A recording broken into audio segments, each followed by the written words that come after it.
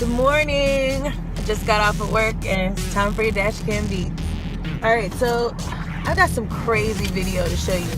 There was a plane crash in Taiwan. Really tragic story, but look at this video. The plane, literally, while these people are driving home, it was caught on DashCam camera, and the plane just falls from out of the sky and into the river. It was a Trans-Asia flight. It was carrying 53 people so far. At least 23 are reported to be dead, and several are still missing. So, you know, investigators still have to find the black box and find out like what exactly happened and how this plane just fell out of the sky. This is the second crash that this airline has had in the past 6 months. Today, the NTSB, which is the National Transportation Safety Board, they came out with a report about this crash that happened in Colorado. Well, it turns out that it was selfies, death by selfies. The pilot and several other passengers on the plane were taking selfies just before the plane crashed. The pilot presumably lost control of the plane, and that's how the plane crashed. There was a GoPro camera mounted on the dashboard, I guess, of the plane, and they found that among the wreckage and reviewed the video. And in the video, they see that the pilot and several other passengers were actually taking these selfies. There's so many stories of people dying from taking selfies. People who fell off of a bridge, held a gun to their head to take a selfie, and then actually pulled the trigger. Taking selfies is supposed to be fun. It's not supposed to be dangerous. Don't do dangerous things and take selfies. Nobody has time for that. Also in Colorado, Lance Armstrong is in trouble again. His girlfriend told the police that she's the one that was driving. She hit the parked car. She said she lost control, and you know that's how that incident happened.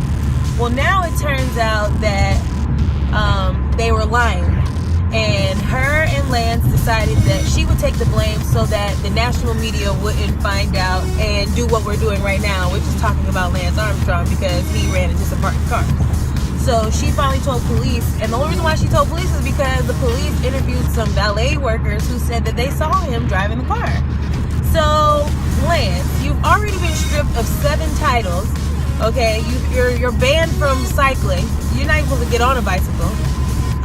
Now we might have to ban you from driving. You don't even know how to drive. You're driving while intoxicated. Who has time for that? So now he's going to be cited for speeding and for failing to report an accident. All right, finally, Bobbi Kristina. So she has already been moved to another hospital. She is now at Emory University Hospital, and she's there because they say that they have the best neurological doctor.